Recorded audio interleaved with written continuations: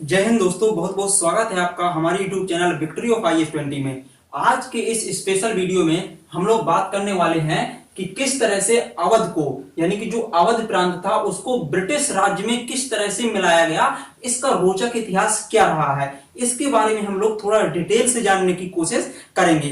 देखिए, आप लोगों ने सहायक संधि का नाम तो सुना ही होगा, तो आखिर ये सहायक संधि क्या है और किस तरह से सहायक संधि के द्वारा अवध को अंग्रेजों ने अपने साम्राज्य में मिला लिया, यानी कि अवध का ब्रिटिश साम्राज्य में समामेलन कर लिया गया। तो इसको हम लोग समझते हैं कि किस तरह से यह किया गया। तो अवध की शुरुआत कहां से हुई थी, अवध को स्वतंत्र राज्य किसने बनाया था, इसको भी थोड़ा देखते हैं। देखिए, यहां पर जो अवध है, अवध सहायक संधि के अंतर्गत ब्रिटिश साम्राज्य में मिलाया गया सबसे पुराना राज्य था। ठीक है, जो अवध है वो सहायक संधि के अंतर्गत ब्रिटिश राज्य में मिलाया गया सबसे पुराना राज्य रहा है। ठीक है, अब देखिए ये अवध की शुरुआत किस तरह से हुई। एक्चुअली जो अवध है, देखिए जो अवध है ये एक्चुअली इसको स्वतंत्र किसने किया, क्योंकि जो अवध का पूरा एरिया था वो पहले मुगल साम्राज्य के कब्जे में था। किसके हिस्से में था? मुगल साम्राज्य का पूरा वो एरिया था। ठीक है, तो यहां पर तो होना चाहिए मुगल साम्राज्य का राज, जो मुगल सम्राट होते थे, ठीक है, उनका। लेकिन देखिए 1712 में क्या हुआ, 1712 में यहां पर एक 1712 में घटना घटी। जो मुगल सम्राट था 1712 में, उसने एक सूबेदार नियुक्त किया अवध में। 1712 में मुगल सम्राट ने सूबेदार नियुक्त किया। ठीक है, और किसको नियुक्त किया सूबेदार? सआदत खान बुरहान मुल्क को। किसको?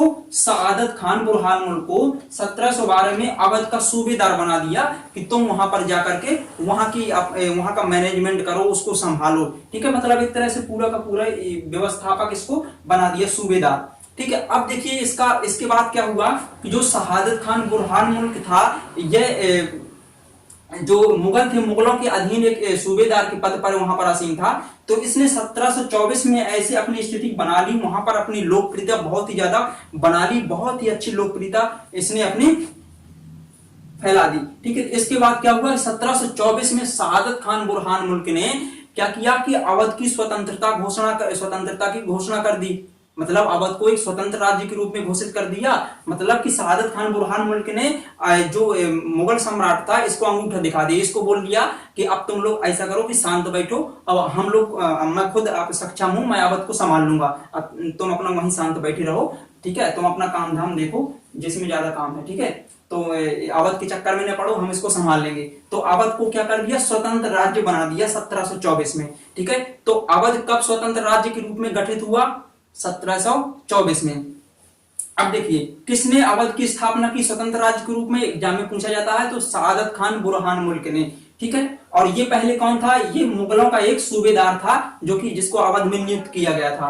ठीक है, अब देखिए 1724 से 1739 तक इसने क्या किया, 1724 से लेकर 1739 तक इसने शासन किया।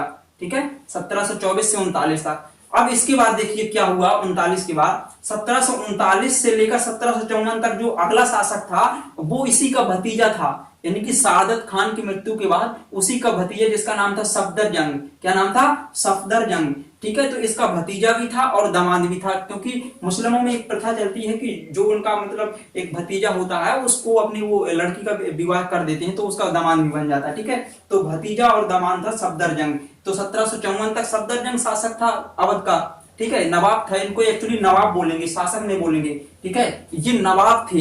ठीक है, अवध का नवाब कौन था जिसने अवध की स्वतंत्रता घोषणा की थी? तो वो था सआदत खान बुरहान मुल्क। फिर अवध का इसके बाद अगला नवाब कौन था? तो अगला नवाब था सफदरजंग।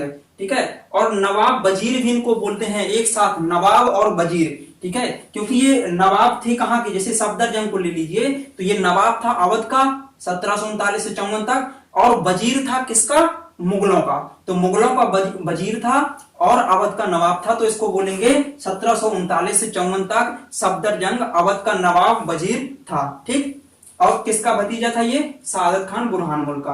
अब देखिए 1754 से फिर इसके बाद अगला जो था वो 1775 तक था सुजाउद्दीन। कौन था? सुजाउद्दीन। ठीक है, तो सुजाउद्दीन ये अगला शासक था, नवाब था, नवाब वजीर। ठीक है, अगला नवाब कौन था इसके बाद सफदरजंग के बाद अवध का? तो वो था 1754 से इसने सत्ता संभाली थी, 1775 तक इसका शासनकाल रहा है। अब देखिए इसी के शासनकाल में एक प्रसिद्ध घटना घटी थी शुजाउद्दौला के, ठीक है, शुजाउद्दीन नहीं था, शुजाउद्दौला, ठीक है। तो शुजाउद्दौला के शासनकाल में एक घटना घटी थी, 1764 में बक्सर का युद्ध हुआ था।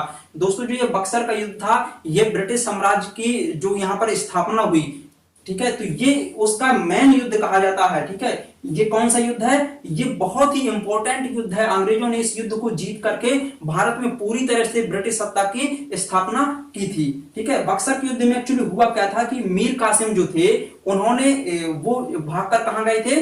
वो भागकर गए थे अवध, ठीक है। तो यहां से उन्होंने अवध के किसको मिलाया? जो अवध का शुजाउद्दौला था, ठीक है।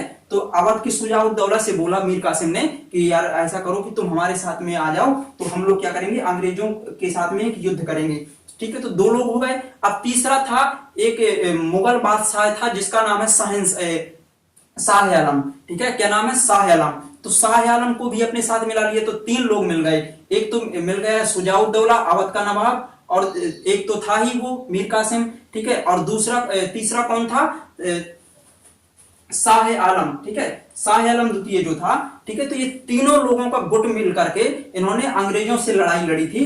बक्सर का युद्ध हुआ था, बक्सर में, ये बिहार में पड़ता है, ठीक है, 1764 में। तो बक्सर के युद्ध में अंग्रेजों की अंत में जीत हुई थी और इनका तीनों लोगों का गुट हार गया था, ठीक है। तो इसके बाद क्या हुआ था? अंग्रेजों ने जो उत्तर भारत की यानी कि नॉर्थ इंडिया की जितनी भी संभावनाएं थी शासन करने की, उन सभी को खत्म कर दिया था और अंग्रेजों ने अपना एक छत्र शासन स्थापित किया था, ठीक है। तो यहाँ पर ये अब देखिए इसके बाद में फिर शुजाउद्दौला के बाद में छोटे मोटे यहाँ के नवाब बनते रहे, उनका कोई ज्यादा इंपॉर्टेंस नहीं रहा है। लेकिन 1798 से लेकर 1814 तक एक नवाब रहा है यहाँ का अवध का, तो उसका नाम है सआदत खान, ठीक है।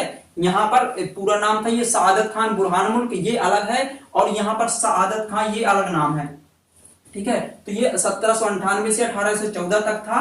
और देखिए सआदत खान जो था, इसी ने 1801 में, देखिए 1801 में इसी डेट के बीच में आएगा ना, तो 1801 में इसने क्या किया? अंग्रेजों से संधि कर ली थी। क्या कर ली थी? अंग्रेजों से संधि कर ली थी, और अवध जो था उसको एक मध्यवर्ती राज्य बना दिया।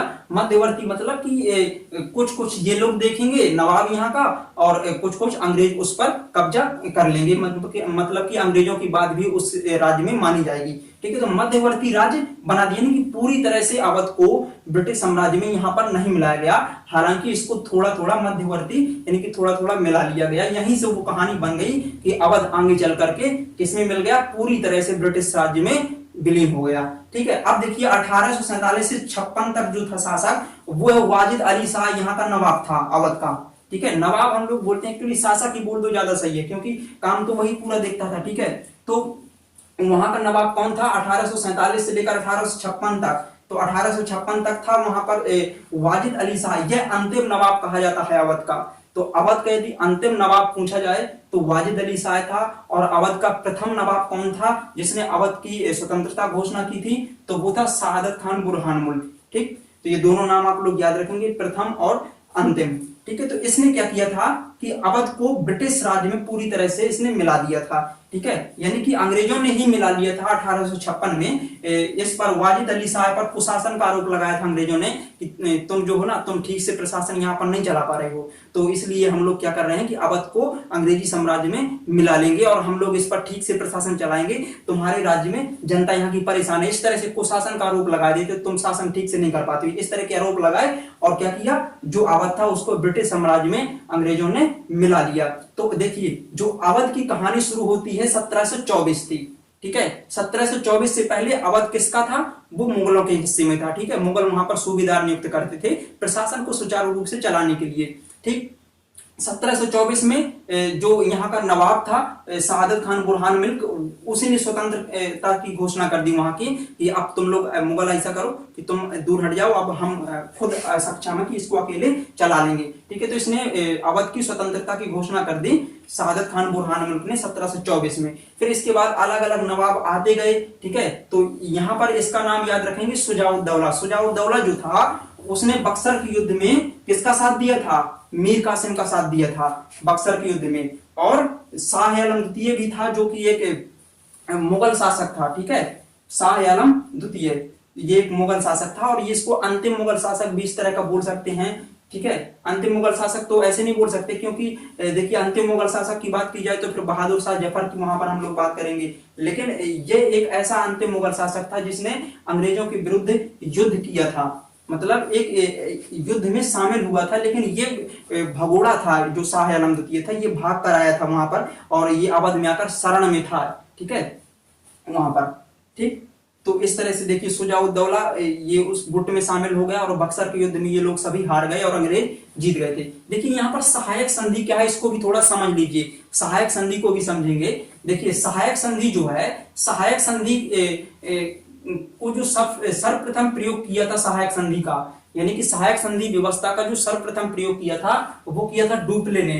एक फ्रांसीसी गवर्नर था डुप्ले, तो डुप्ले ने सबसे पहले सहायक संधि का प्रयोग किया। तो सहायक संधि का जनक किसे कहेंगे, डुप्ले को कहेंगे। ठीक है, लेकिन सहायक संधि को व्यापक रूप से किसने प्रयोग किया, जो सहायक संधि व्यवस्था थी अंग्रेजों की, इसको व्यापक रूप से यानी कि बड़े रूप में किसने प्रयोग किया, तो लॉर्ड वेलेस्ली ने सहायक संधि को व्यापक रूप में प्रयोग किया, लेकिन जनक डुप्ले को कहा जाता है। ठीक है, तो लॉर्ड वेलेस्ली, अब बहुत बार सुनते हो कि लॉर्ड वेलेस्ली की सहायक संधि, तो यही है लॉर्ड वेलेस्ली की सहायक संधि।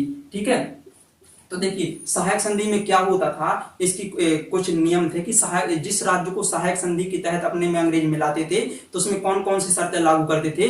पहले तो ये वो करते थे कि वहां पर जो सेना है, ठीक है, वहां पर जो सेना है वो कोई पर्सनल सेना राज्य नहीं रखेगा, उसकी जो राज्य की सेना होगी वो पूरी कंपनी की सेना होगी, यानी कि यूरोपीय सेना को वो बगैर कंपनी की अनुमति के नहीं रख सकते हैं। ठीक है, तो जो भी सेना रखेगी राज्य, किसी राज्य जिसको सहायक संधि के तहत ब्रिटिश साम्राज्य ने अपने हिस्से में मिलाया है, तो उसमें क्या करेंगे, ब्रिटिश सरकार खुद अपनी सेना वहां पर रखेगी और उस पर प्रशासन करेगी, मतलब सेना को ऑर्डर देगी।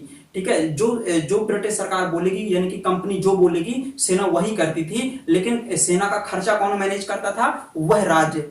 ठीक है, जैसे कि अवध को सहायक संधि के तहत मिला लिया गया, लेकिन अवध में जो सेना थी वो किसकी थी, कंपनी की थी, यानी कि ब्रिटिश की थी, लेकिन सेना का खर्चा कौन उठाता था, अवध। ठीक है, अवध के जो शासक हुआ करते थे, जो लोग जिनको वो नियुक्त करते थे, ठीक है, अंग्रेज, तो वही लोग इनका खर्चा पूरा उठाते थे। दूसरा ये था कि जिसको सहायक संधि के तहत, यानी कि जिस राज्य को सहायक संधि के तहत अंग्रेज अपने राज्य में मिला लेते थे, तो वहां पर क्या होता था कि उसके जो विदेशी संबंध होते थे कि किसी अन्य देश से युद्ध करना है, किससे युद्ध करना है, किससे नहीं करना है, तो पूरे के पूरे विदेशी संबंध अंग्रेज देखते थे, यानी कि कंपनी देखती थी, और केवल जो राज्य था उसको केवल उसको आंतरिक संबंध देखने होते थे, अपने घरेलू संबंधों पर बात करनी होती थी, विदेशी संबंधों से पूरी तरह इसका और इस वो हट जाता था अधिकार। ठीक है, और इसकी रक्षा करने का अधिकार भी कंपनी के पास था कि कंपनी ही इसकी रक्षा करेगी। ठीक, तो इस तरह से मतलब कि पूरा का पूरा इसको, जिस राज्य को सहायक संधि के तहत अंग्रेजों ने मिला लिया तो पूरा का पूरा राज्य अंग्रेजों का ही हो जाता था, वो सीधा से ऐसा समझ लीजिए इसको। ठीक है, तो दोस्तों इस टॉपिक में हम इतना ही पढ़ेंगे और ये बिल्कुल छोटा सा टॉपिक था, इसमें चीजें थोड़ी समझने लायक थी क्योंकि ये नाम बार बार भूल जाते हैं। देखिए शहादत खान, बुरहान मुल्क, सफदर जंग, ठीक है, शुजा-उद-दौला, ठीक है, और तो इसको आप लोग ठीक से याद रख लीजिए। और अब हम नेक्स्ट टॉपिक में बहुत ही अच्छा टॉपिक लेकर आने वाले हैं, तो तब तक बने रहिए हमारे साथ। जय हिंद।